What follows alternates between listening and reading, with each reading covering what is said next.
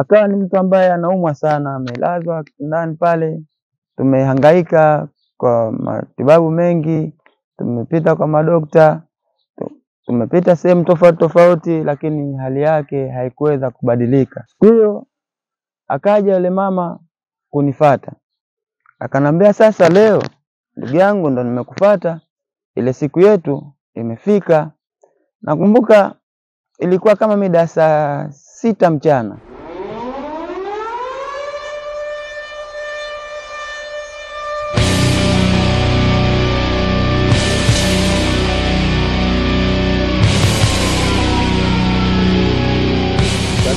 Nikaingia zangu sokoni nikiwa nina ngisi wengi sana na mitungo takribani, nilikuwa na mitungo 52, ambayo hata kile kidau chenyewe ambao navulia kile kimtumbwi kilikuwa kinazidiwa na ule mzigo.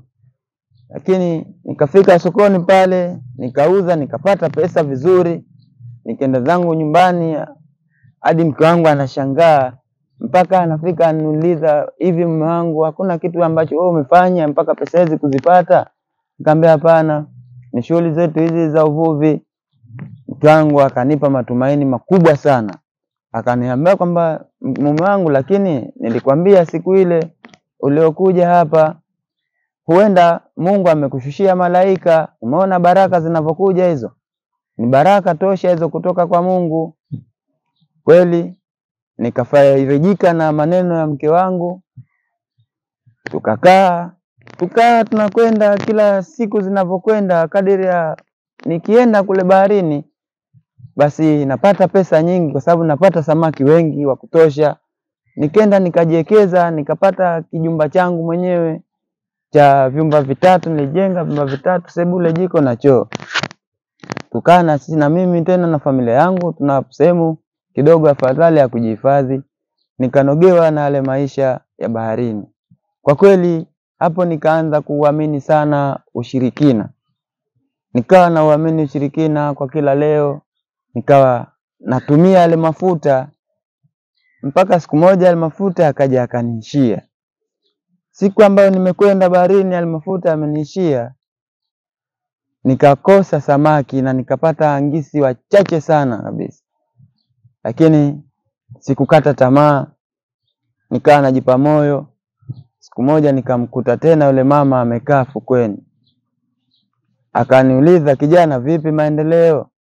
Nikamwambia maendeleo kwa mpaka sasa hivi mimi nashukuru sana, kwa sababu nimepata angalau kujenga kijibanda mwenyewe. Kwa yale mafuta ulionipa, afadhali amenisaidia sana, kwa sababu hizi kazi zetu haziwezi kwenda bila ushirikina.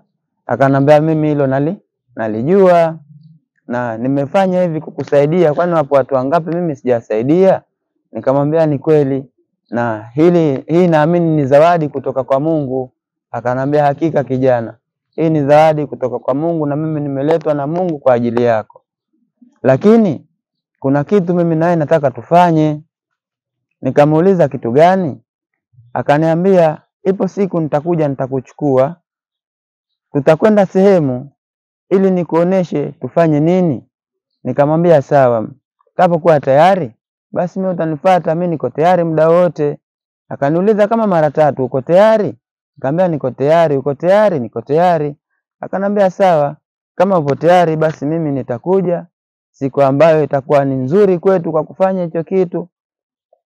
Nikija tutakwenda, tutakifanya, basi maisha yako yatabadilika na watu watakushangaa hapa mjini. Nikamwambia sawa. Mimi nikatoka. Kabla ya kuagana naye, nakumbuka alinipa tena yale mafuta. Akanambia, basi haya utatumia mpaka siku ambayo nitakuja kukuchukua. Nikachukua yale mafuta, nikawa naenda, hali ikarudi tena vile vile. Lakini ni siri ambayo sikuwahi kumwambia mke wangu. Siku moja mwanangu alidondoka hafla, akadondoka na maradhi, aliparalyze. Mkono huu ulikuwa haufanyi kazi, hauna nguvu. Mkono wa kulia na mguu wa kulia ulikuwa haufanyi kazi. Akawa ni mtu ambaye anaumwa sana, amelazwa kitandani pale. Tumehangaika kwa matibabu mengi, tumepita kwa madokta, tumepita sehemu tofauti tofauti, lakini hali yake haikuweza kubadilika. Siku hiyo akaja yule mama kunifuata, akanambia, sasa leo ndugu yangu ndo nimekufuata, ile siku yetu imefika. Nakumbuka ilikuwa kama mida saa 6 mchana. Nikamwambia basi sawa, kwa sababu nilikuwa ndo natoka sokoni, nilikutana naye njiani kwa sababu nilikuwa natoka sokoni kuuza ngisi, ndo naelekea nyumbani. Nikamwambia sawa, itabidi kwanza nifike nyumbani niweze kuacha pesa ya matumizi, baadaye tufanye hii safari. Je, tutakwenda pamoja? Akanambia hapana, hatutakwenda pamoja na wala hatutakwenda nyumbani, lakini kama ni pesa ya matumizi, mpigie simu, mwambie afunue mto, achukue pesa ya matumizi. Nikamuuliza, mama, mimi mbona nilipotoka sikuweka pesa kwenye mto?